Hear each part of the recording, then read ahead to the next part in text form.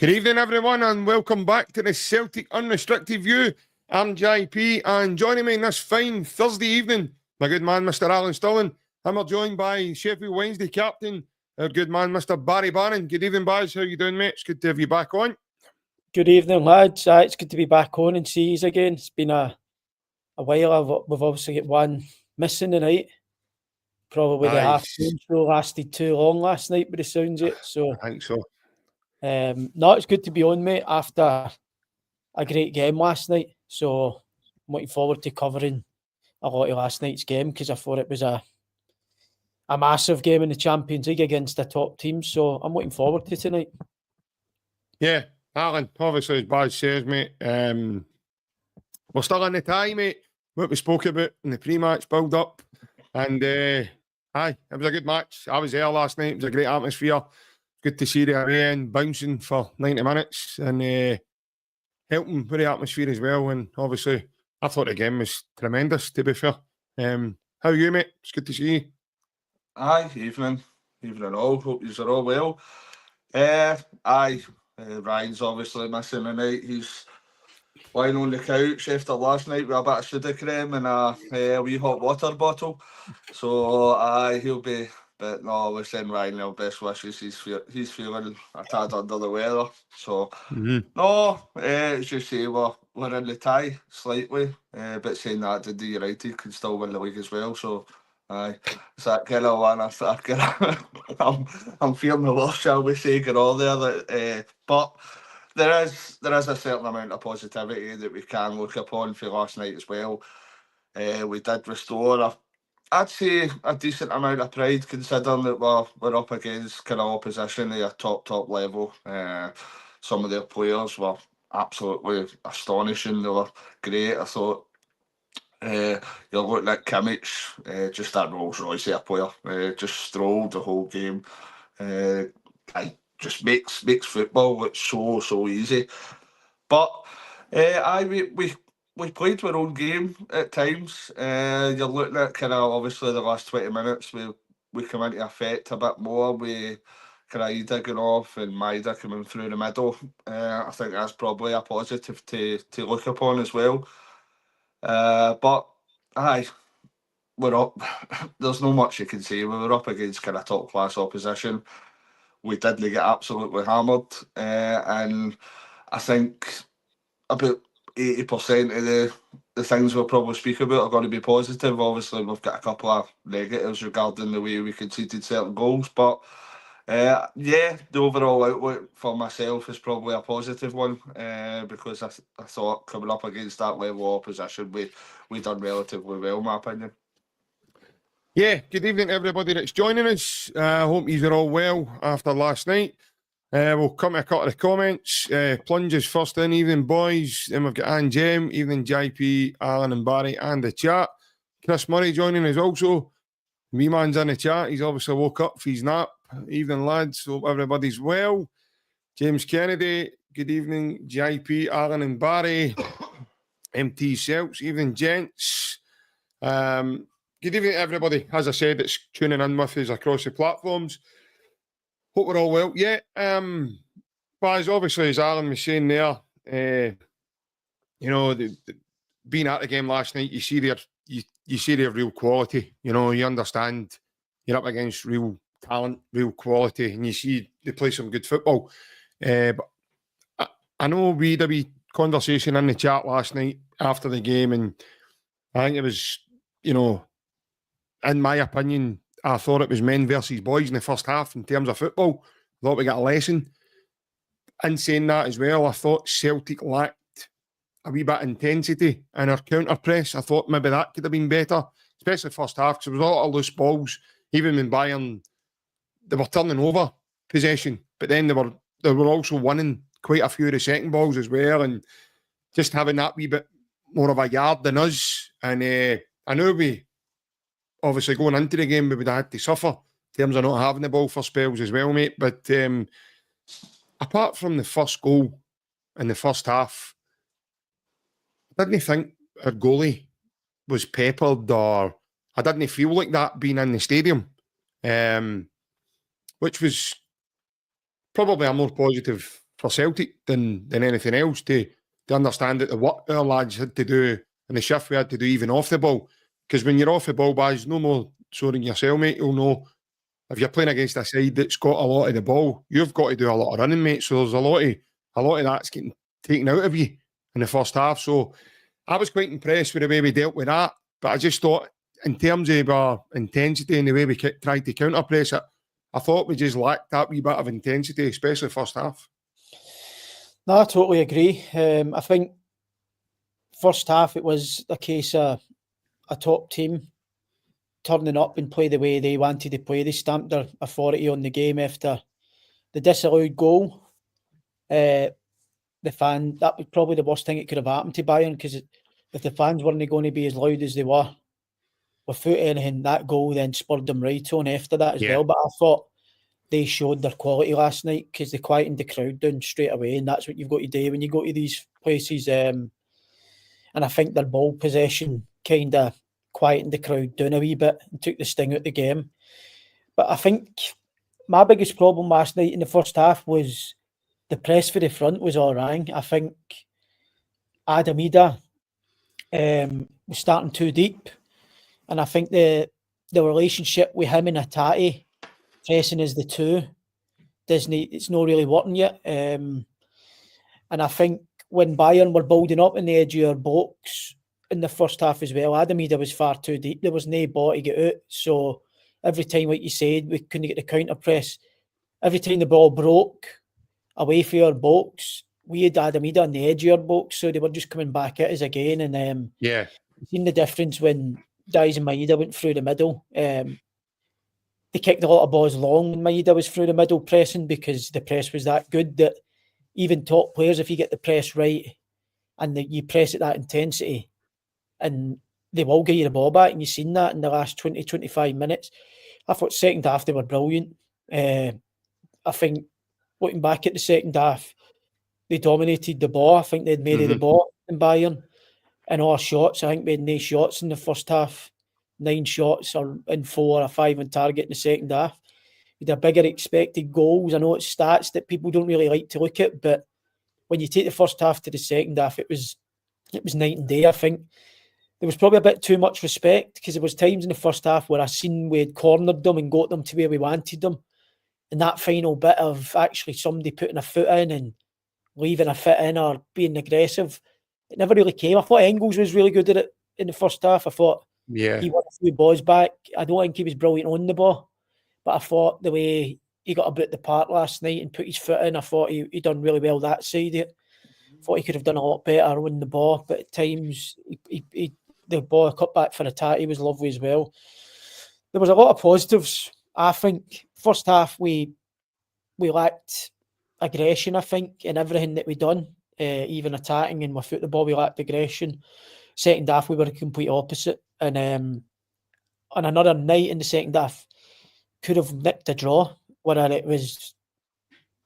we deserved it or no. I think if that game goes on for another 10 minutes, there was only one team it looked like they were scoring.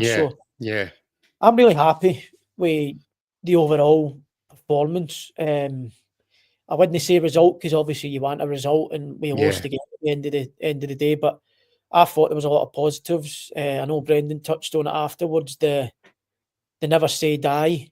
Whereas months ago in Dortmund, we just capitulated and conceded at will.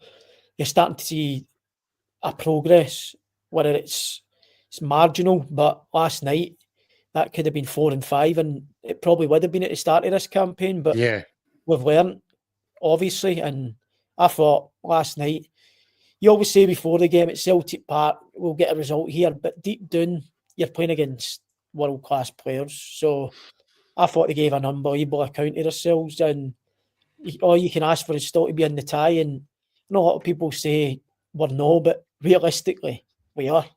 There's only one goal in it, so we're in the tie, and I know it's going to be hard, but you never know. Yeah, no, 100%, mate. I totally agree with everything you've said. Alan, obviously, I'm glad. Before you carry on, mate, I think we've got weapons to hurt them. So it doesn't matter if you're at Parkhead or you're earlier. Yeah. Their back line's going to play as high as they played over there as well, and we change the team a wee bit and go with the team that finished the game, they'll have problems. With DAIZEN Maeda through the middle, because you can get complacent at home as well and think it's too easy. We've got all the ball, and you've got him up front. I'd say Celtic will score. It's just how many we probably ship her there, but I still think we're right in the tie. And I know people say you're just saying that because you're a Celtic fan, but the game's 2-1. They've conceded. You watched them in Germany against lesser teams in Celtic. They concede 3 goals in a game at times in their own stadium. So to be fair, Baz, Feyenoord beat them 3-0 the last time out in the Champions League. So I definitely think the game's still alive. Obviously, it's going to be a big ask, but realistically, when that tie get pulled out, would you have took 2-1 going over there? I think 100% you do, because everybody probably thinks realistically last night it was going to be a humping, really, and it wasn't the case. First half, aye. Second half, they came back out and they were brilliant. Yeah. Alan, I'm glad I've obviously been at the game, mate. I'm glad I wasn't the only one thinking about, Baz was saying at the beginning there, in terms of the lack of intensity.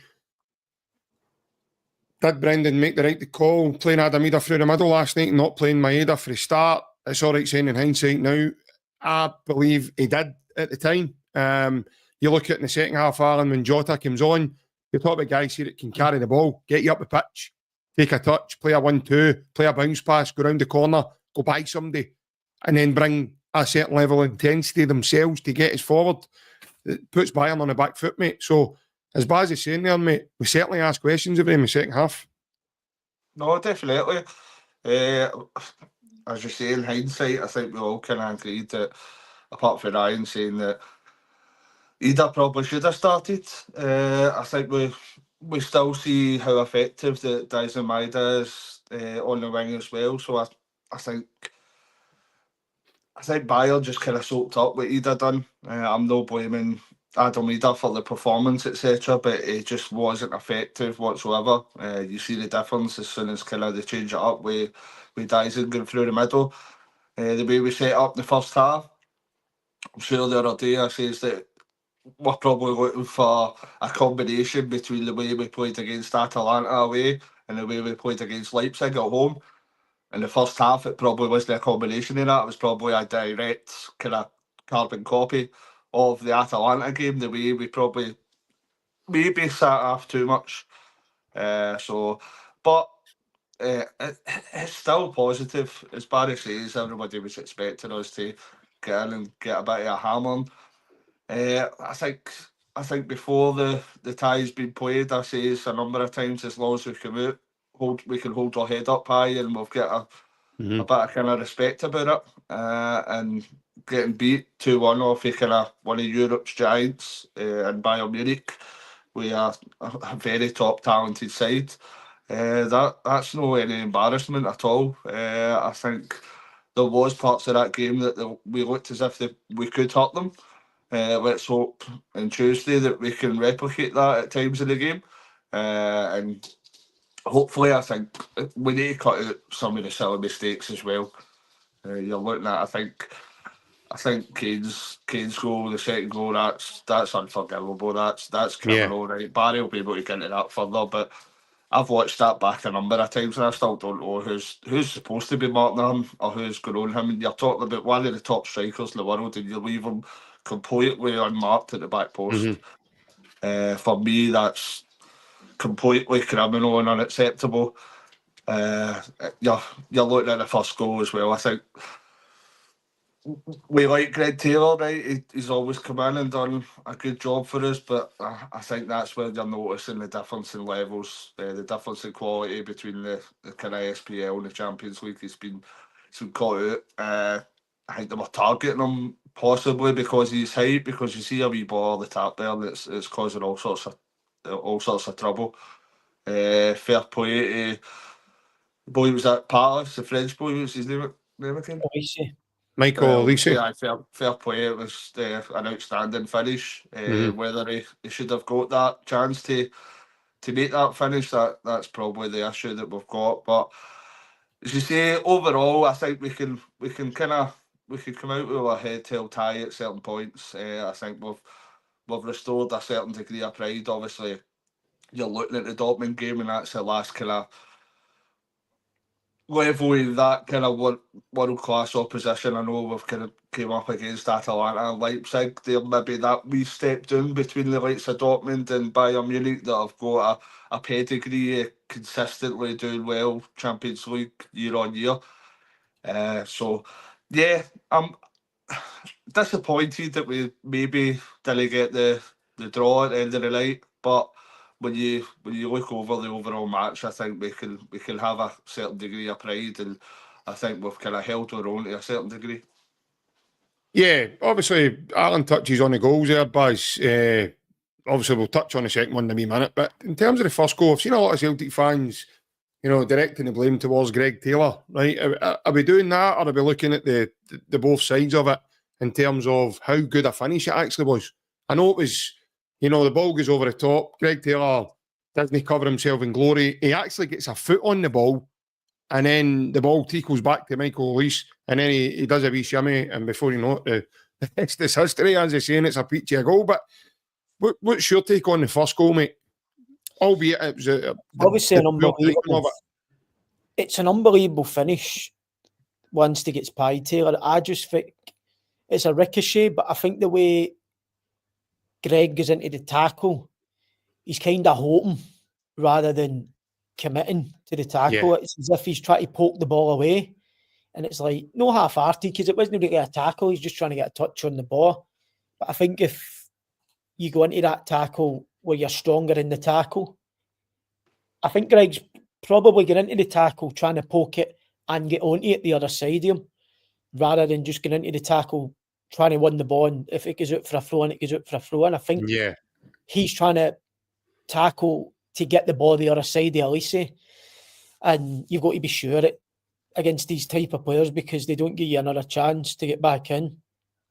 So it's a bit kind of lucky for Olise as well, but I think you want your defender to be stronger in the tackle there, and take the ball, and if it goes out for a throw, then so be it. But it's unlucky as well, because as you say, the ricochet, he actually gets a touch on it, and kind of it's as if he's motioned then trying to go on it round the other side, and that's when it comes back past him and he can't get back in, and then the rest is history. Obviously the finish is world class, but it's a wee bit harsh. But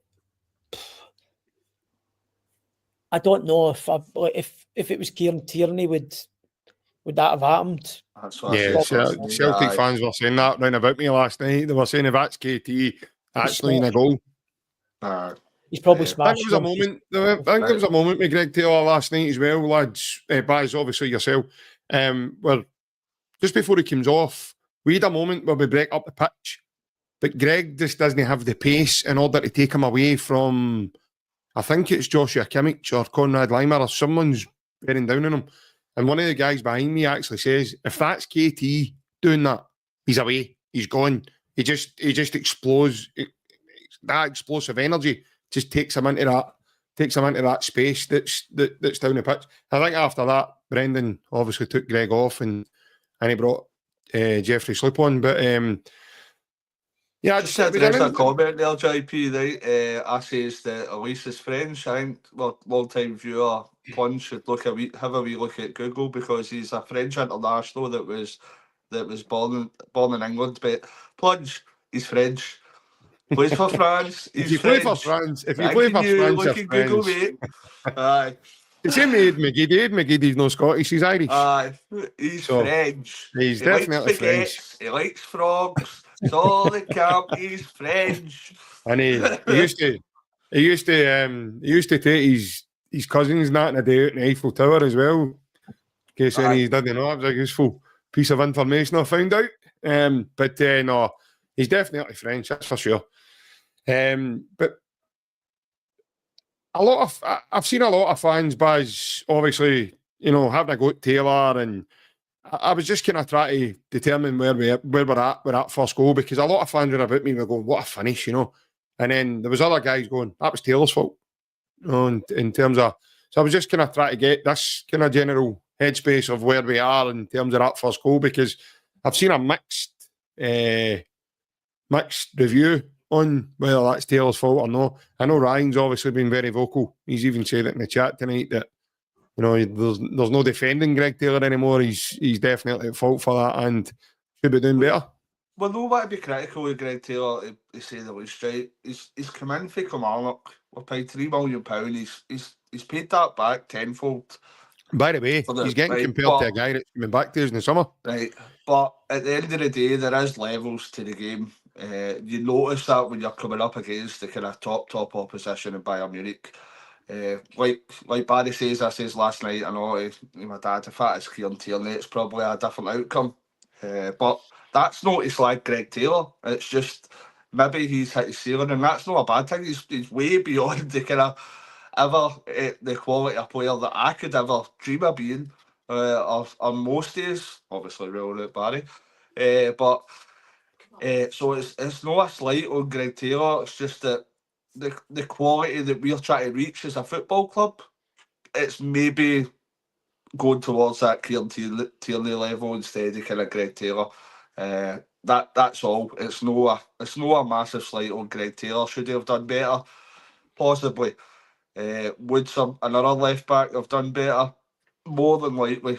But we still appreciate Greg Taylor's been at the club and being a good servant to Celtic. 100%. I reckon if that was you, Baz, you're not in a left back, you're taking the ball off a leash, flicking it at his head, having a puff of your cigar and then passing it on to Engels and doing a wee bubbly and running up the park with the ball. So on we go to the next one. But you know the thing about it as well is it's the timing of the goal. Right before half time, you've just got to you've got to take the ball and the man. If it's a free kick, it's a free kick probably. You've just got to get into half time. Nothing H, and then Brendan sees what's went wrong in the first half, gets them in, regroup, go again. It's a killer right before half time. And then you kind of see, it's no coincidence as well, they come out in their second goals straight away as well, because you've probably got into half time thinking that could have been part of the game plan, frustrate them.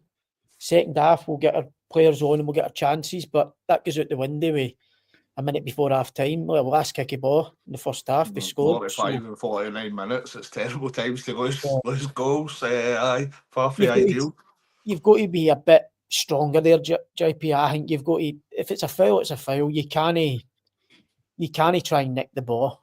You've got to just take the ball in the man, or if he gets past, take him down, and hopefully the free kick doesn't come in. But I think the timing of the goals, it's massive as well when people start to point the finger, because you're 10 seconds away from getting at half time with a good result and regroup him. And Brendan, we know how good a manager he is. He's then had the chance to see the whole first half, and then he can get his points across at half time. And you've seen the second half, we were a better team in the second half. Obviously, half time team talk and the subs. Yeah, obviously the second half starts, Alan, and like you just said there, mate, we've ultimately conceded right before half time, and then it felt as if it was right after. It felt as if they had about 4 corners in a row, and then boom, we concede off the back of that. Looking at it back, Engels and Johnson come together to go for the ball, but in my opinion, that it's criminal what they've done in terms of leaving Harry Kane wide open himself. Harry Kane probably thought his birthday and Christmas and Easter and all that came at one time, getting him that amount of room at Celtic Park. But for me personally, I can only think that Alistair Johnson has strayed off his man. I watched it in the first half and it was Alistair Johnson that was taking up Harry Kane. It was taking up the position next to Harry Kane each time they had a set piece or a corner.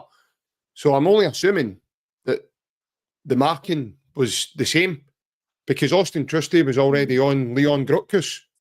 So no, you might have a point there. It was just see when the corner comes in, none of them are really anywhere near Kane. No, and I'm trying to count as well how many players Bayern had, 2 players, and I think we're a man down where that camera angle is. Do you know what? Doing it's a cameraman's fault. Right, aye. We'll blame the cameraman, no Harry Kane. He's no Martin Kane. What you doing, mate? Pull that wire and trip him up. It's obviously the setup. Is it the setup, the way they're work the corners, Barry, that they're keeping all the men at the back post and then running after that? And then Well, Harry Kane stays there. the way we set up defensively at Wednesday is you have your 3 best headers in the 6-yard box in zones. So you have 3 zonal and 4, or sometimes I'm in the 4 that like just picking up their main headers, but the zone people aren't there to mark that guy. They're there to try and block the guy for getting a full run onto our zonal men. But when we do it as well, we normally have 3 or 4 markers. They always have 1 more than what's in than the markers for us. Right. But you leave the furthest, and then if it goes to the back, your furthest zonal man, it's his area. So I've not had a chance to look at it yet, but I'd imagine it might be Trusty or Carter Vickers who are the back of the zone. And as soon as that goes to the back post, whoever's the last man in the zone should be attacking it, because you're always outnumbered on the edge of the box or the penalty spot where they're running for. You've got to do your best to block 3 of their guys. Say they've got 4 against 3, you block 3 of them as a team, but they're all running to the 6-yard box where our zonal people are anyway. So that's when they've then got to come in and they've got a free run to go and header it. So I'll need to have a look at it to see the way Celtic set up, because I've not had a look yet, and I was going to look just before I started speaking, but I would imagine that's why he's free, because it's a mixture of marking and zonal. It's a I very think Alistair Johnson's wandered. I think he's wandered inside, Baz. My only take is because he was on him in the first half, and that was down the side, my side, so I could see every time he was picking up Harry Kane. Trusty was picking up Leon Grotkus, and Carter Vickers looked to be picking up Leroy Sané at set pieces for whatever way they worked at, I don't know. And it was Engels was taking Conrad Lima, and then if it wasn't him, it was Joshua Kimmich with Lima, because I watched Kimmich and Lima switch over each time we left Kuhn up the field off their corners. And when that happened, it was either Lima or Kimmich that stayed with Kuhn, and whoever went in, it was Engels that picked them up. That's something, especially this season, I've took a real interest in to see, because like you says, Baz, sometimes it can be a mixture between man marking and zonal, but it's good to see who's picking up who, and then to see if that pattern continues throughout the game, or do they change tactic and change the way that they do it. But Bayern definitely must have changed something, because it looked like our boys for that goal was confused. And like I say, lads, you can't. It doesn't matter what way you if you are confused or not. But you certainly can't leave Harry Kane with the freedom of Celtic Park to choose from it. Well, I think he got a header at the back post in the first half as well that he missed, that went into the same net. He was free then as well. He was kind of free. He was free there as well. So I don't think he was Alistair Johnson's from that corner, because it's a different side for the one in the first half. And I think Alistair Johnson in the first half was the closest man to him, which would then maybe say he was the back zone, or he was the back marker in that for that side. But I think Johnson's backtracking for his zone, which would have been near post or middle of the goal. I don't think there was a designated marker on him, to be honest. I think he was he could have been the spare man, because you've got Upamecano, Eric Dyer, and probably Goretzka as the 3 main headers that are bigger than Kane. So if they're going in as a 4 and their 3 are the best headers, then the 3 are going to take them and leave Kane, which may be what's happened. And then it's up to your zonal man at the back that needs to go and attack it. Yeah. Obviously, like I say, it must have been confusing. But like I say, Alan, it's just to leave a guy that quality on the back stick with the freedom of Celtic Park in order to have some of your tea and then put your spots on whenever you're putting that ball, it just can't happen. It looks very, very poor in the eye when you watch it. Obviously, we're saying it's criminal. It probably is to give somebody that stature. Harry Kane's one of the best strikers in the world at present. all the opportunity to get the goal that he thrives upon. But you looked at the corners as well. I think more towards the start of the game, they whipping them in kind of front post, looking for that kind of wee nick on. And then they started, when that wasn't maybe working, then they started going very deep and putting it beyond the back post. And as Barry says, the Harry Kane chance in the first half, it hurt the side netting as well. So I don't know if we maybe should have been quicker to realise that was their plan of attack, that's the way they were going to kind of use corners, that they were changing it up for the kind of front post to the back post. But aye, it's one of these things. Hopefully, kind of in future we can remedy that. And Brendan being the kind of level of coach and manager that he is, I don't think he would have been best pleased about that at full time. I think the overall performance obviously would have taken a lot of pride of, but I think that's probably a goal we conceded that would have really frustrated the manager, because it's an avoidable goal, shall we say. We should be putting ourselves in a better position than that, because we're already playing against kind of top level opposition. Mm-hmm. There's no need to kind of gift wrap them a goal like that, basically. So aye, that is what it is, and hopefully we learn from it. Yeah, but as obviously Jeffrey Slip comes in the January window there, and Brendan goes to him as one of the go-to guys to come on and replace Greg Taylor. What was your take on Jeffrey's input to the game? Because being at the game myself, again, you know what it's like. You were at Villa Park the other week, mate, when you only get to see things once. I haven't been able to see much of the game back at all today, so being there last night, I thought he brought a really good energy and a certain level of physicality. Might have took him maybe a couple of minutes to get up to speed with the game, but again, he's not played a lot of minutes as well before he came here. But after the first couple of touches, mate, I just thought he looked really, really comfortable. No, he's probably one of the players that you see with the Taylor and Maeda combination, that DAIZEN Maeda does a lot of defending for Greg Taylor, which helps Greg Taylor a lot. And it's brilliant that Maeda does that, but then you're probably missing out on the other side. But you could see last night, a lot of people were saying Jota doesn't really work hard to come back, but you don't need to when you've got a defender like Slip behind you who will be happy to race you no matter how quick you are, be happy to go physical with you because he's strong. So I thought we missed him last night, to be honest. I think especially against the boy Elise, he's tricky, he's quick. Jeffrey Slip's played with him at Crystal Palace and knows a lot about him. I thought that would have been a better matchup for us last night and could have left DAIZEN Maeda to be a bit more free going forward. And even in the press, sometimes we were watching last night where the ball was getting launched to Maeda's head from the goalie to Lima, or Elise had dropped, and Maeda was sprinting back to be the first contact on the guy. And I know he can run all day, but it takes a lot out of you. I just think with Jeffrey Slip in the team, his athleticism is a lot better than Greg Taylor's.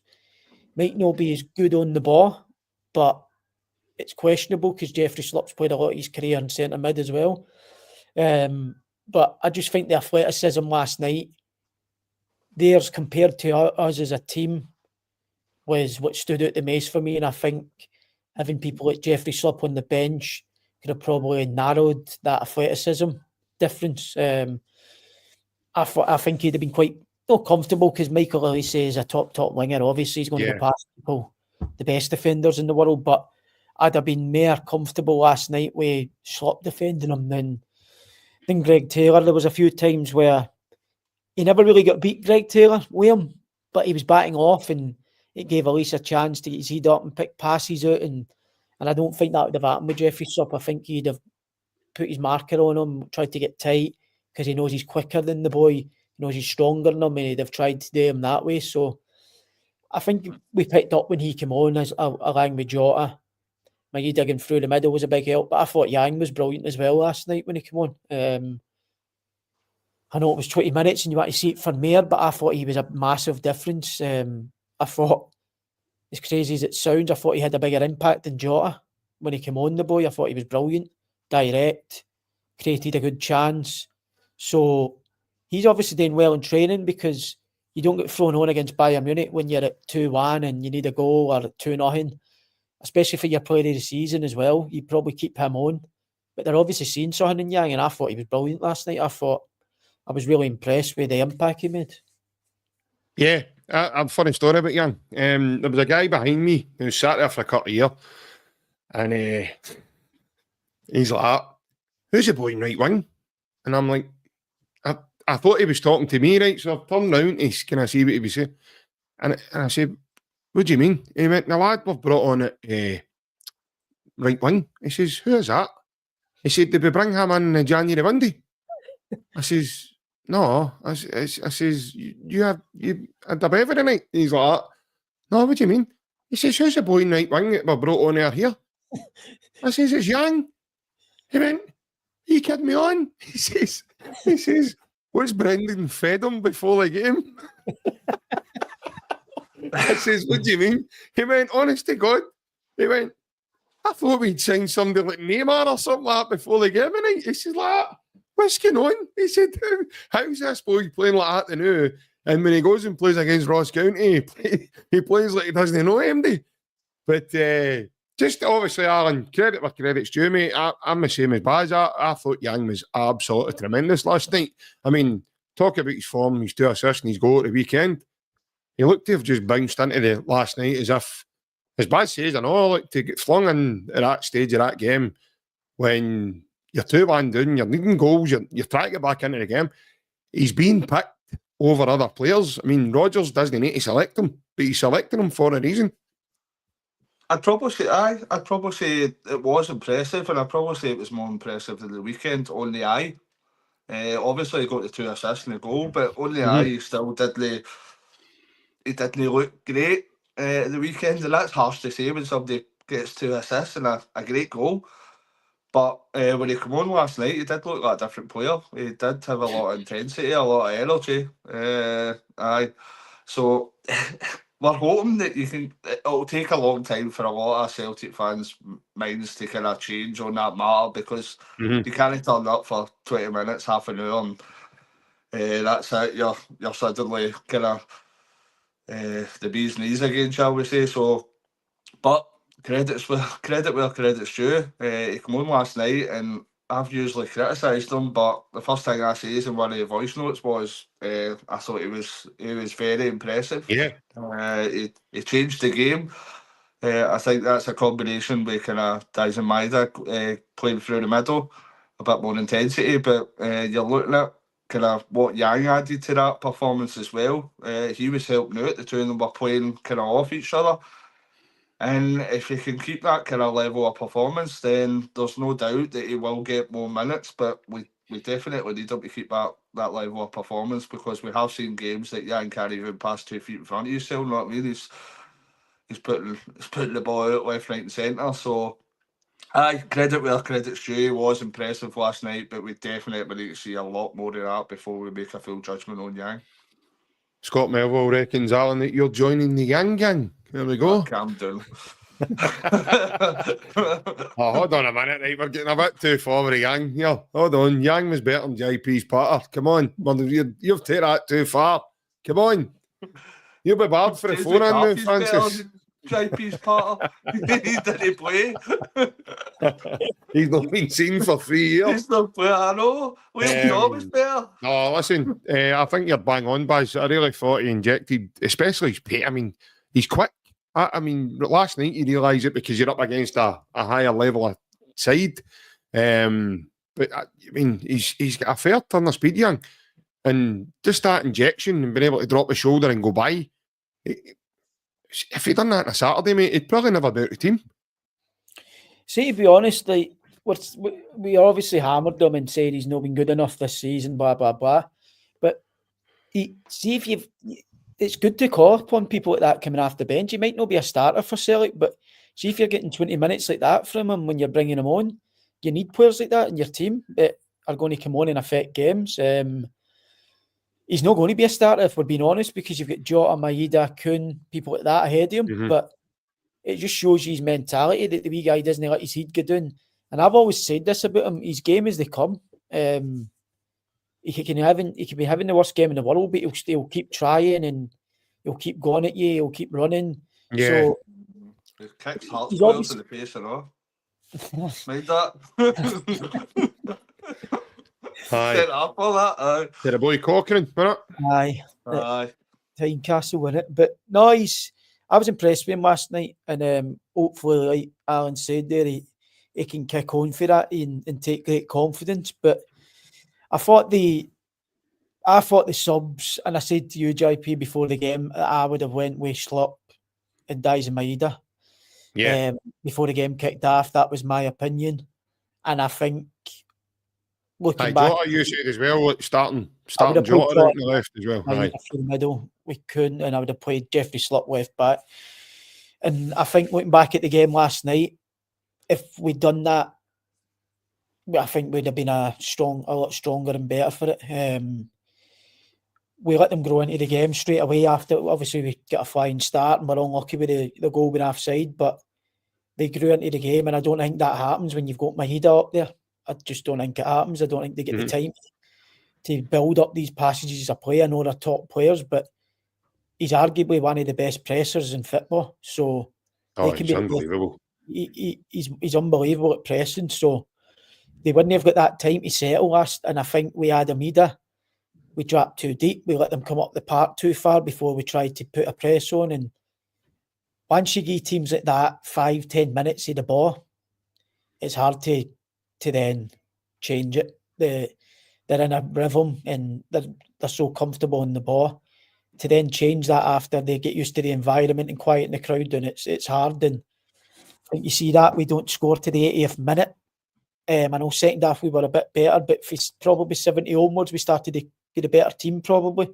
But it took 70 minutes to try and take that off them because they got into the rhythm, and I don't think that would have happened when we had him through the middle. I think you could see even like hopeless clearances for Celtic last night. He's chasing it and Eric Dyer's fouling him, or he's putting it out for a throw in. Yeah.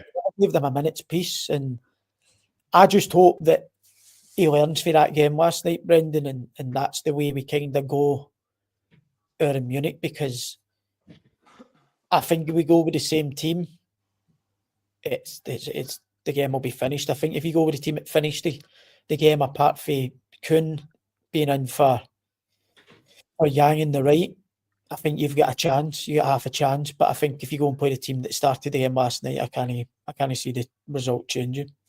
Wee question here for Ryan. He said, "Question, lads, is Maeda the main man up top? Buzz, how you feeling on that?"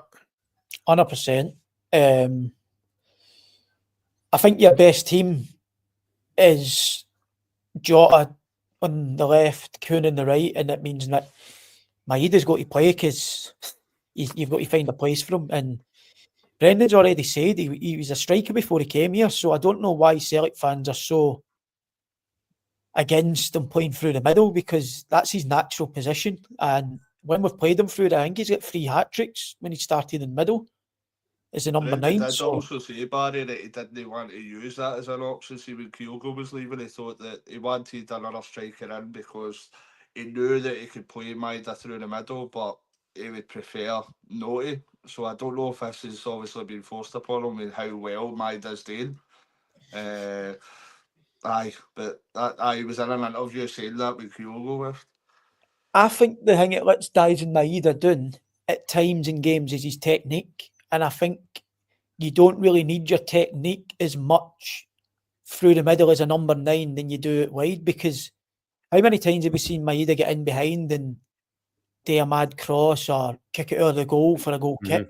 He's improved in that in the last few while as well, and that's what his conversion rate in comparison to what it was like previously. I thought we were talking about it the other night when we JP was like, obviously they've worked on something, because sometimes he was kind of screaming at only London Road, all the stands and that, and now I'm glad he's through the middle, because I've been able to take the cover off my motor when I park it up now and go into games, because I don't know how many dents are in my motorbike. Shots, man, there are years, honestly. See, to be honest, we had this conversation with my nephew this morning on the way to training, and he's definitely improved this season on Brendan. Technically, his assists and his finishes that he's scored this season as well. He's definitely improving technically, but I still think when you compare him to your likes of your Coons and your Jotas in the wings, technically, there's still a big difference. So I think, for me personally, he's more suited through the middle, and I think last night, I thought Conrad Latimer done unbelievable against him, to be honest, in the first half. Mm-hmm.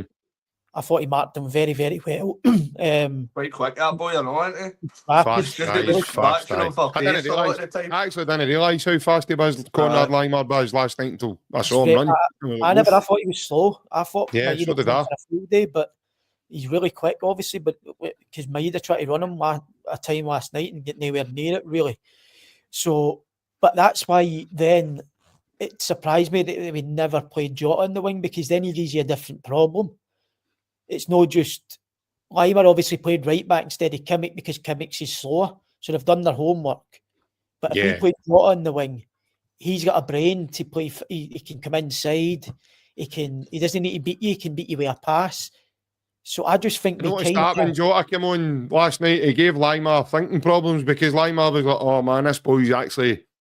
He's better. He's kind of better technically than the wee man. He's fast, and he's kind of like, no, I need to adjust. But Jota beat him a couple of times just with sheer ability, mate. You know, and just can. But Jota will do that to anybody. It doesn't matter who it is. So I think Maeda's got to play, and I think when Jota I know people are saying, I don't buy the fitness shout last night either for Jota, because he played 70 minutes last week, and I know people say, it was Dundee, but it's 70 minutes in a fit. We're going 70 minutes. Like, you're still running the same amount of distance, really. Mm-hmm. So I don't buy it. And see, to be honest, when I look back at it now, Adam Ida's been in some form, so you've kind of... Jank Brendan dropped Jota because of that first touch against Ray Frobels. He's like, big hook, son, mon, you're on set with me. Come on, you're not at it. But I don't think it was down to fitness last night. I just think Adam Ida's been on a good run of form. Yeah. It would have been hard to drop him, but then I said to you before the game as well, what was the point in signing Jota and Jeffrey Slip? Because the league is wrapped up, really. We've already got a trophy in the bag. It looks as if we've got the treble wrapped up. Why would we sign players in January if we're not going to play them in the Champions League? Do you notice he did get up the tunnel the last couple of games right after they get took off? Is that it might have been, mate, but I noticed that the last couple of games. Apparently he doesn't. This is what I've been told, and I don't know if this is Barry White, right? I don't know if this is it or no, but I've been told, see, he's Under Armour. He doesn't see what Michael Ole's done last night before he takes a corner. He takes his tap off and blah, blah, blah. Apparently, Big Ida doesn't like doing that. So he goes up the tunnel and takes his thingy off first. He's Under Armour or whatever it's called, and then puts his stuff back on and comes out.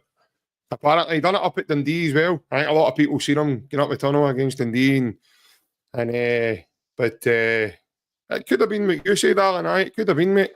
Could have been. No. Could have been. It's just an observation. I'm not looking too much. I've also heard that side of it, Baz. I don't know if yourself, mate. I know you know a couple of lads. I don't know if you've heard of this, but I've heard he doesn't like taking his tap off outside in public. I don't know if that's true, but there you go. He has done it a few times now, so I can't see it being spitting the W. To be honest, it's happened a few times now. Yeah.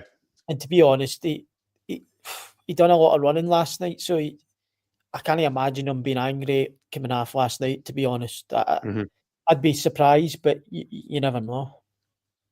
No, 100%. I know other people's thoughts, and you know, everybody can see it differently, but as I say, I've just heard through the grapevine that he doesn't like taking his top off outside, so he goes in and takes his Under Armour off and comes back out when he's changed. Apparently. But I don't like having my tap on. I don't like having my tap on. That's where I was coming to. So obviously, by the letter of the law, right, this is what the explanation was in the stadium last night. So once they go to VAR, It takes half an hour and the referee comes back onto the pitch and does what he does and tells you it's not a penalty. And then a message comes up telling you why the penalty wasn't given. And it explains, it doesn't say the player's name, which was Upamecano, but it says the Bayern player hits the ball first. So it doesn't say the name of the player or anything. But for me, personally, I thought right away, Baz, I thought it was a penalty straight away, right off the bat, because Engels doesn't go down easily. He's not one of the boys that, he doesn't feign injury, or he's not one of the boys that you can go, he dives about mental and does all that play acting and stuff. He doesn't do that. He's a tough lad, Engels, and for him to react the way he does tells me there was major contact. I mean, you see it back, it's right down on top of his foot, man. If that's in the middle of the park, do you think that's given? I know that he gets a slight touch on the ball. It's the last angle, but if that's in the middle of the park, stonewaller for me. It's an absolute stonewaller for me. How many times have you seen VAR send people off with a follow through? Yeah. How can you send people? That's obviously higher, like shins territory, but surely a stamp in the foot's a foul then. Mm-hmm. Because I've seen VAR follow through, win the ball, follow through, catches the guy. Look, is a really bad tackle. He's got the ball first, catches him knee high, maybe just below knee. They're sent off. So it's the exact same last night. He touches the ball, but there's still a follow through that then stamps on his ankle, like the tongue of the boot. There was a couple of strange decisions for that referee last night. Do you want to know what the crazy thing about that situation was, lads? The linesman at my side here, he gives offside. I know. What game are you watching? I'm looking along at him and I'm going, who's offside there? Three of them are playing them on. It was obviously in his ear as well. The people that are watching the game saying it's a penalty, because how long did they look at it and go against him? It was until the very last camera angle. That was the only one that showed you he'd actually got a wee slither of the ball. He'd basically feathered the ball. He touched it, but it was only until the last angle. All the angles before that, you're saying, oh, that's a penalty. And then the last angle, it showed he got the slightest wee touch on the ball. But the force that he used as well, And then you've got that as well. Is it enough to change the ref's mind on VAR? Is it a clear and obvious error? That's the other thing. So it's, you don't know, Lou. See nowadays with the rules and all that, you're struggling to keep up. They're making new rules up all the time. But personally, I see that he's touched the ball, but with the force that he's used, I could see why he would definitely give a penalty as well, because it would be a foul anywhere else in the park, I'd say. Do you know the thing is as well? Because I was looking at it thinking he can't really put his foot anywhere else, but he's out of control of his body because he's at full stretch. So he's lunging. He's lunging. So like, it's maybe if you say, well, where else is he going to put his foot? But he's actually not in control of his leg because he's full stretch. So he's not in control of what he's doing for me. So that's because I was thinking maybe he's gave the pen because he's like, where else can he land his foot? But yeah, he wasn't in control of where he was out of control for me. What's your thoughts on the goal that was chopped off early doors right away? What's my thoughts there, lads? Seen it on an angle. On you go, Barry? It's not a goal. It shouldn't stand for me. There was an angle it showed when Simon Kuhn originally takes the shot. He does nowhere near the view, but when you're watching it in real play, it definitely looks as if he's run across. You can't be offside and let it go through your legs and it count. And I don't know why. See when he's having that shot, did Neuer have his vision impaired there? Obviously not being able to see it, because it looked certainly for me, it looked as if he was able to see that and he was just late with the dive. It's not really the vision side of it. It's he's got to wait to see if he flicks it before he can commit to where the ball's going. Do you know what I mean? So the initial shot, he'll probably get to it, but because he does in front of him, he's then got to stop, because if he flicks it, he needs to then react to the flick. So he can't go anywhere until he until he decides what he's going to do, and he's like he's offside, isn't he? So A wee question for Ryan here for yourself, Baz. He says, do you get briefed when rules are changed, or if you're playing cup games with VAR, what they give fouls for, etc.? What the kind of threshold is? so when you're playing VAR, with VAR, like I think it was the League One playoff final, the ref came in the week before and explained the rule. Not the ref for the game, but just a ref for the league came in and explained the rules with VAR. So, and if rules get changed, they'll come in and go around all the clubs. They'll get sent into clubs and explain the rules. But their rules seem to change every Saturday when you're on the park, and they don't get carried out sometimes. So it doesn't really add up, really. So is it obviously down to referee's discretion then on a Saturday, whatever mood he's on? Well, you see it every week, don't you? You see things getting given, like in other games, but no in our game. Like it's great. Like the Rangers penalty at the weekend and Sunday for the push. I'm sure we had a push a couple of weeks ago. We thought was a pen and we never got it. I can't remember who it was against. It was one of the defenders was up, but the Rangers got a penalty on Sunday for nothing really. They're pushing Dessers. I don't think it's a penalty. So even things like that, and then I think it might have been Sheffield United game last, the Middlesbrough penalty. That happens every time in the box. I think it was Jack Robinson was grabbing one of the Middlesbrough players, George Edmondson. Edmondson goes down and gets a penalty, but if you're getting penalties for that, there'll be penalties every corner because it happens every corner. Big Edmondson. He was up here, I know, remember? Brilliant. Tremendous. Remember his goalkeeping save against Bayer Leverkusen at the 18-yard line? He gave away a penalty at Ibrox. He got scalped 3-0. Then they replaced him with Conor. That was when, obviously, they got away with playing my back, remember? Aye. Every game. Goldson. Remember Big Conor? Big Goldson at Ibrox? He's... the card in his face, and it flicked off about 2 bits of his arm when he's on there. Watching Andy Gorham DVDs afore a game, a big man, wasn't he? He's hard. Yeah, what a save that is, man. Point blank range. But, I mean, there you go. Here's a perfect example. You thought about penalties given, penalties not given. Look at that Conor Goldson incident, even then. No, penalty not given. So, as I say, things do change. That's the one there, actually. It wasn't Celtic, it's Ryan's just put in about the that one, aye.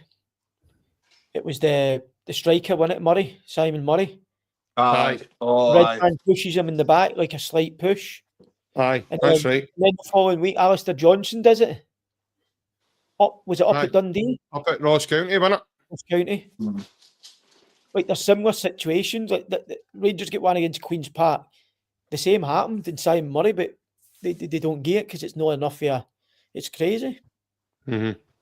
So we're happy then the first goal shouldn't have stood in the early door because, by the way, that sent ecstasy right around the stadium when that happened last night. That was tremendous. What a feeling that was. And then we all look across and we're going, why is he stopped? Because we saw Kuhn running towards the Green Brigade and then we're going, why is he stopped celebrating? And we realised the linesman put his flag up and just the sheer deflation on his arm, man, was very... You could have heard that. Probably the right decision, I think. It's probably the right decision,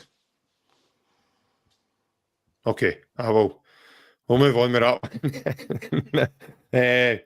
Obviously, touching on the Dundee United game at the weekend. Obviously, big come down for last night, guys. But what kind of game are we expecting Saturday? I'm sure there'll be a lot of tired legs for last night, but that's the beauty of the squad that we've got. I was obviously saying a few weeks ago about keeping the same team, but I think there comes a time and a place where you've got to use your squad, and I think this is the time because the biggest game really is Tuesday night. Maybe if the scoreline was a bigger margin than it is, then maybe you go with a strong team and write Tuesday night off. But I think we've got to will probably change it. But the changes that are coming in are solid, strong. You've seen it all season. So going to be a tough game because they're flying. But I think we've got more than enough, whether it's changes or he goes strong, to win the game comfortably. Yeah, Alan, obviously Dundee United have made some significant changes to their squad. They've still got a big boy Dalby. They've signed the boy Payton. Alan Campbell came in just before the end of the window as well. So they have made some changes to their squad, mate. What kind of tie are you expecting on Saturday? Yeah. I know he maybe didn't do the best at Aberdeen, but Jim Goodwin's always been, any teams I've played against with Jim Goodwin coaching or managing, have always been kind of well organised, well drilled. And obviously you're seeing the best of that with the D United this year. I don't think anybody was expecting them to be this place in the league, considering they've just come back up the league. So, they're doing exceptionally well. I think there will be a few changes, maybe not as much as the cup game, I think. But you looked at last night, I don't know if you've seen the video of Rio Hattati walking off the puck. Well, trying to walk off the puck. He put in what a shift he's put in. He could barely walk when he was coming off. So, I think that's probably the first change I think will be made. I can't see Rio Hattati starting. So I think Barry's right, there will be a few changes because we have got a massive game coming up on Tuesday. Maybe 3, 4 or 5. I don't think there'll be like 9 like there was in the cup game. But we should be winning. Well, you'd hope we'd win with the quality, the strength and depth we've got. We've got to kind of respect the fact that the United are doing exceptionally well for the standard, but at the end of the day, we've got a home game against the United, and for me, we've got all the quality in the squad that we need to have to kind of get the 3 points in that game. Hopefully, another good performance, and we take some confidence into our trip to Munich on Tuesday. Yeah, I'm the same as you. I think there'll be a couple of changes. I seen Hattati practically being carried off with Luke McCown and a couple of other lads were going over and trying to hold him up and give him a cuddle and making sure he was all right because he put some shift in after 70 minutes, man. I'm like, he's going to get carted off here. I thought the paramedics were going to need to come on and get him. And then he just burst into a second wind, and at the end of the game, you just seen he practically felt at the turf as if I can't give anything else here. I'm done. I think a big problem area in there, Buzz, because obviously now, as you see last night, we didn't have the option of Paulo Bernardo. I think he's obviously rolled that ankle, and hopefully it's not too serious, but it certainly was enough to keep him away last night.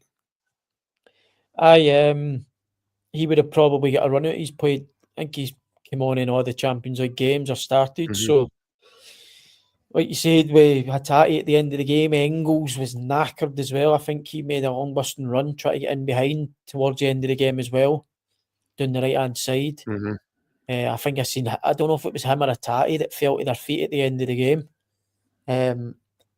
But the thing is, one of them's probably going to play because, like you said, there's only probably Luke McCown that's going to come in on Saturday. So one of them's going to have to play, and I'd imagine, like Alan said, it'll be Engels, the younger player will probably get 60 minutes or so. So, but I'm sure there's options. You could maybe play 2 sitters, McCown, McGregor, and maybe play like a Jota half a striker or something like that, or Kuhn in the mid as a 10. Mm-hmm. So he's got options. But I think you play Slip there, Buzz, because Slip knows he can. That's a shout. I forgot completely about him. That's probably what will happen. Jeffrey Slip will probably go into the middle because Greg Taylor never played the whole game last night, so he'll be fresh enough to go again, I'm sure. Mm-hmm. So it could be a midfield three, McCown, Slip and McGregor, because McGregor plays every game, obviously. Mm-hmm. You're probably looking up front at Jota, probably Maeda, and maybe Yang. I'd say maybe Yang will get a start. As well, so that's kind of the changes. You might get Anthony Ralston coming in at right back for Alistair Johnson, and I'd imagine Scales will come in and partner Trusty because we've seen with Carter Vickers, you don't want to be losing him because we've seen before what happens when you do lose him. So I It think didn't look as if he was moving freely at the end of the first half. I don't know if you noticed that, Barry. There was a time he kind of bent down and it looked as if he was in a bit of discomfort, but I think he got all that. But it didn't look as if he was moving freely at one point. It was towards the end, wasn't it, when the first half when he chased down the side and we got a goal kick or something. Who are we talking about here? Carter Vickers? Carter Vickers, aye. First he took a sword last night, and all by the way, he fell in the box and it looked like he twisted his knee. Yeah. So, but I think up there we played with Welsh and Scales, didn't we? And dominated the game. I think that was that was a partnership up there, and we're quite comfortable. So I think Scales will come in. I think you can make changes, especially at home. But I think that would be near enough the team. I think that's a great shout with Jeffrey Slip. I forgot completely all about him being able to play there. So he adds a bit of athleticism in there as well. He's played I think all his games at Crystal Palace were left there midfield free, like a left 8. So I think that could happen. Yeah, I see it in him to be comfortable inside the pitch as well, and he's good on his left side. So, and he's got an element of physicality that I think could really help in the midfield as well if he was asked to play in there. So, because Dundee United will try and crowd numbers in there, and that's where I think we'll need a wee bit of level of physicality. And if the lads, like you've said, both the lads have ran their socks off last night. Maybe one of the two of them, right, Arnie Engels or Ray Watati's going to need to chip in and play. Then there'll be a point in that game where you'll be thinking of, right, we need to get him off. But you've got that cover there if Bernardo isn't available, and we can play there. I understand as well, James Forrest does resume full training now with the team. God knows when we'll see James again, but I seen him in the stand last night just above the director's box. Obviously he's not ready at that level, but good news that he's not too far away, boys, in terms of going back into the team and the squad. No, definitely. He's always a good player. Like we were speaking about Yang earlier, he could be a 20-minute, 30-minute man that comes on and impacts the game. We've seen that with Jamesy recently. And he was unlucky that time he got injured because he was in real good form, James Forrest, for Celtic. A lot of people thought he was finished, but he's shown in the last probably 18 months that he's had a new lease of life and he's been a big part. So it'll be good to have him back. Obviously, chances now, since the last time he played, he'll be probably even less with Jota coming back to Celtic Park. So yeah, when you have to fight again for his place, it's never been easy for him the last couple of years where he's been in, out, and we see with the mentality, Jamesy Forrest, that he'll never give up. So he'll enjoy it and he'll back himself because he's, like I've said to him many times, he's some player. So it'll be good. It's always good to have good players back fit and able to call upon them. And it was said in Saturday, I know he's probably miles away from Saturday, but we're going to have to make changes on Saturday and it'll probably happen again this season. So it'll be good to have as many fit, good players back, and especially players like him who have been there and done it and know what it takes to win titles and cups. So it's good to have him in the changing room as well. Yeah. And obviously you know him as well, Baz. We've been in the Scotland set-up and that with Jamesy before, and he is, Alan, as we all know, mate, a big character around the dressing room, mate. He's been there for many a year, so he is someone as well that can set an example for the rest of the lads, and he's got that winning mentality that helps the squad also. No, definitely. It'll be huge for the squad. Obviously adds to that quality and the depth. So, yeah, any players we can get back, hopefully Paulo Bernardo, that isn't too bad. And then James Forrest, and I think if they two come back, that's basically a full squad, isn't it? We've looked at any other kind of long-term injuries that I'm aware of, no? So, we obviously get into this game on Tuesday. You'd like to be as well prepared as possible. And that's obviously the strongest squad we can have available. It's great. Obviously, we're ahead in the league as well, quite substantially. But we can't be complacent in the cup. Obviously, the other team with the health challenged manager, they went out of the cup last week, sadly. So, But it looks as if we've got a great chance to record Caught another up, treble get this caught up in the season. spider's web, didn't they? What? You get caught up in the spider's web. Aye, I know.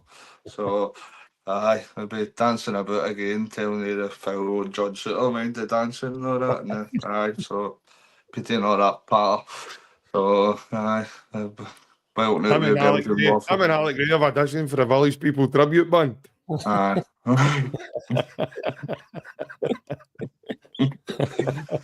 So, we'll jump brilliant. to. I'm sure once he gets a bullet, we'll jump down to Wonder Bar and grab him for a pint, right?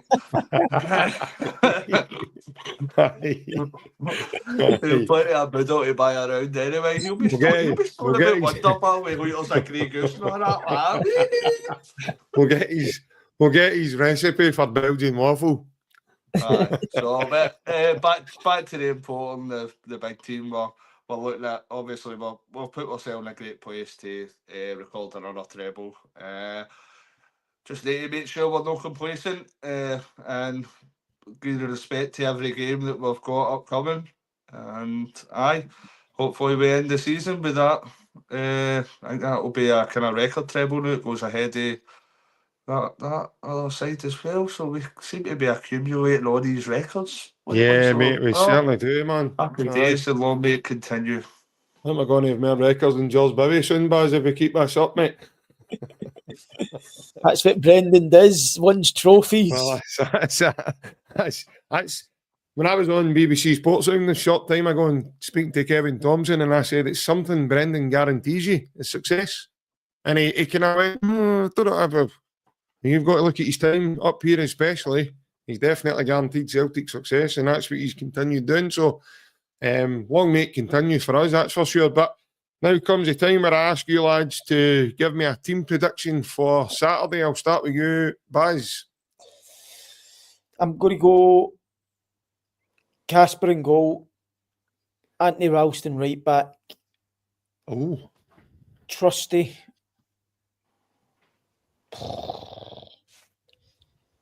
Trusty Scales, Greg Taylor. I'm going to go Callum McGregor. I'm going to go Jeffrey Slupp. I'll steal that off you. And Luke McCowan. And I'm going to go Jota, Aramida, Yang. Okay. All right. Alan, obviously yourself, mate. I've got a lot to live up to after getting it perfect last night and all. It's about the first one you've got all season. Aye, go on, you behave yourself. Casper, I'll go with Casper Schmeichel, Alistair Johnston, Trusty Scales, Jeffrey Sloop at left back, Callum McGregor, Luke McCowan, and Arnie Engels. Jota, Yang, and Ida. So it's like a couple of changes to what Barry says. Okay. Same front three, innit? Yeah. I'm going to go a wee bit different. I'm going to go Casper. I'm going to go Tony Ralston. I'm going to say Dane Murray comes in at centre back with Austin Trusty. And I think he'll play Jeffrey Sloop left back. I don't think Greg Taylor will start. I think it'll be the same midfield as yourself, Alan. I think it'll be Luke McCowan, McGregor, Arnie Engels. And I think it'll be Yang, Jota, and Maeda through the middle. So I think he'll change it up a wee bit. I think the slip thing might change as the game goes. How no Scales? I think Ryan's because that as well. Ryan's definitely got him padlocked. We've not seen a big man for weeks, and I can only imagine the wee man. That's how he's known tonight, because he's escaped. He's running so fast, he's had to learn to get away from Ryan. That's it. Aye, Never Yang was running fast last night. He's been too used to getting Ryan chasing him. Ryan's like at the top of Springfield Road. I'm getting you, wee man. I'm coming. Yang's like, where's the chance of you coming and the Rangers coming? That's for sure. Ryan. Ryan Carey, come his on. life depends on it. Ryan Carey, come on. It does. Ryan Carey, come on. He sent Yang to Liddle and Yang's not come back. He's up fast. He's on away. Oh, tremendous, man. No, but the reason I've went with Dane, the reason my head's telling me Dane Murray is just the fact that Brendan spoke a lad up and the fact that he played well against Raith Rovers last week. I think Brendan is going to want to have a look at Dane Murray yet again before the end of the season. And I think Dane Murray's better. For what I've saw of Dane Murray, Baz, I think Dane Murray's technically better, certainly, than Stephen Welsh. And that's not a slant on Stephen Welsh because he's done very well to get to where he is in the game. But I just feel that Dane Murray, Brendan seems to see something in Dane that he obviously likes, which is why he's recalled him in the first place before letting Stephen Welsh go. Chucks him on against Aston Villa and then says, I done that to teach him. And then he plays him against Raith Rovers. And I thought the boy, I know people are saying it's only Raith Rovers, but you've got to go and do your job. You've got to go and do well. I mean, Stephen Welsh has played against a lesser opposition. There's been terms of Stephen Welsh's game where you're going, you need to be stronger, son. You need to be better than this. You need to do this. You weren't saying that about Dane Murray last Saturday. There wasn't a worry. He's got height. He's got ability. He's good on the ball. He's got a nice touch. And his awareness is very good as well. So, yeah, I just think we'll probably see more of the lad before the season comes. And like you have said, lads, tonight, the season is realistically coming to an end. I think Celtic only need 8 more wins and they're champions again. So there's probably going to be room there, Baz, for Dane Murray to come in and show. No, bro, I'm all for it. Obviously, you want to see your own players that are built up coming through the academy and getting games. Stops you having to go and spend millions if you can get another Callum McGregor or a James Forrest. So hopefully the boy goes on to do really well. But I knew you were a big fan of Scalesy, so I was a bit... You must be under the weather. No, I just... I think he's been carrying an injury, and I think that's how he's not played. I think there's obviously something up, because I watched him when he was warming up last night, and there was a bit where him and Jai C were warming up last night, and he kind of pointed to his knees if there's something not right there, and I was like, oh, I wonder, because I thought he would have got brought on last night. How long was his hair getting? I know. He looks like Bianca out of EastEnders with that long ginger hair. Ricky! Don't know, by the way. He's one of the happiest guys I've ever saw, man, in my life. He's walking about a big cheeser. I don't know if Ryan started giving him croissants in the morning now for his tea and whatever, but he's became a right happy boy, man. Because he's doing a lot of high-fiving with the boys, but I do like Big Scalesy. I do think he's done very, very well, considering not so long ago he was in an Aberdeen side that lost to Darvel. So he's certainly turned his football career around since then. But no, I just thought my head took me to Dane Murray there automatically, because I think that's the next one that Brendan wants to probably have a look at, and Brendan's going to change the team. I think Brendan will want to see this lad against our domestic teams. That's the next step for us, boy, because he's played them in the Champions League. He's played them in the Cup, so the only one now to watch is to put him in against somebody in the league. And what game do you pick to do that way? Because it's going to come to a point, guys, where he'll be playing against the top 6 teams. Because very soon we're not going to be playing against Ross County and teams down the bottom, or St John's soon or anything else. And there's GG's come in with a comment there. Johnny Kenny is due a start. Celtic fans have been saying that as well. There's another lad that, are we going to get to see much of him? Maybe everybody's talking about Maeda and how good he is. And, Johnny Kenny's been kept, obviously not loaned out again. So, what's your thoughts on that one, Buzz? Quickly, before we go. I can't see it, to be honest. I think we're obviously trying to get another striker in deadline day, and it never came through. I think if we did get that striker in, he would have probably had a club lined up to go to on loan again, but he's still going to be there. So once you're still there, you've still always got a chance with training and stuff like that. So never know, but I can't see him starting at the minute. Maybe at the end of the season, like you said, when we're 8 wins or so away for wrapping the title up, maybe then he'll get used. But I can't see it now, to be honest. I think we've got two good options for that position at the minute who are quite a bit ahead of him. Alan, obviously your take on Johnny Kenny. Same. Yeah. We've not really seen enough here to make a proper judgment, but I agree with Barry. I think that for this important time of the season, I think he'll probably need to kind of perform in training and wait his turn. He might get kind of 10-20 minutes here and there, but I don't really see him starting anytime soon now. I think maybe last week was maybe the opportunity that he could have had against Raith Rovers. If he was going to start any time, I think that probably would have been the game. So, it'll just be time for the bench, in my opinion, but see what happens. It's my dad, but Johnny Kenny. I say, would you play Johnny Kenny? Is he a bit of a Kenny Rogers? And even he was a gambler. That's a gamble, isn't it? 100%. Aye. But that's all we've got time for tonight. Before we go, as we always do, I need to let you know, folks, there are only 14 balls left on our, so we are getting there, on our bonus ball to win this signed Joe Muller 1989 jersey, believe it or not. And it's here full in the big frame. We plaque a Joe, we photo of Joe there with a cup. And other wee plaque telling you that Joe's signed it. There's a certificate of authenticity, which is very important because a lot of people, that's the deal breaker for a lot of folk with these things. Nice wee piece for anybody that collects Celtic memorabilia.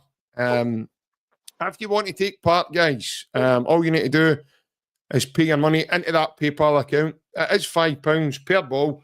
There are 14 numbers left. So if you want a shot, please take one quickly before they all go. Once they do, we will do a live draw in order to announce the winner. But there's a PayPal, ryanclifford9@aol.co.uk. And if you've not got PayPal, all you need to do is send us a wee message and we'll let you know how to do it alternatively. But for the time being, Baz, I meant to say to you as well, mate, good win for you last night. Obviously, puts you joint 7th in the table, man. What a season you're having, mate. Massive win, mate. I watched the game, obviously, as well. Had that and the Celtic game on at the same time. Brilliant. Tough place to go, especially anywhere in this league. It's always hard to go away and win. So we kind of dominated the game as well. So I was really pleased with how the lads played. So in a great position with 13 or 14 games left. I think we're 3 points for 5th, 2 points for 6th. So we just need to keep going the way we're going, and who knows what comes at the end of the season. But we've got good confidence at the minute, and we know we're a match for every team in the league. So we just need to keep going the way we've been going and finish the season strongly. Yeah, Alan, they are chapping that door, mate, for the top 6, mate. It'll not be long. Yeah, no, the best, Barry, and the team. Obviously, it's notoriously one of the most difficult weeks, probably European football at least. You're looking at, it's really unpredictable, some of the results you get for kind of top to bottom. So, yeah, it's always a great achievement to finish as high as possible. If you're getting in the playoffs in that week, you know that it's been a great season. So, fingers are crossed for you. You man, all the best. Hope you get to the playoffs. By the way, how's Stuart Armstrong settling in with the boys? Is his hair still fine? Aye, brilliant, mate. He's scoring belters all the time. He's not yet. He's still. It's his pre-season, isn't it? So he was obviously in the MLS, and they were just in the middle, maybe 2 weeks into the pre-season. So I was speaking to him the other day, and he was saying he feels fine fitness-wise. It's just the sharpness at the minute, but it won't take him long because he's a fit boy. And I watched last night. He came on. He never started last night. He came on and he had a real impact. He looked very good last night. He had a few shots that were unlucky. So no, it'll be good once you get him up to speed. Use both know what he's capable of and how good a player he is for this level as well. So I'm looking forward to playing with a fully fit and firing Stuart Armstrong. He's got a great mindset as well, Baz. You always find that, and obviously being up here as well, he's experienced winning, so he's got that. He's developed that mentality as well, and I don't even need to ask. I probably know already. He's a standard setter as well. He likes to do certain things in the game and reach a certain level. That can only be really good for you as well, mate. Obviously, I said it at the time when you were signing him. I thought it was a top signing. I think it would really complement you three if you get going together. You, him, and Shea. I think that'd be a brilliant three. Because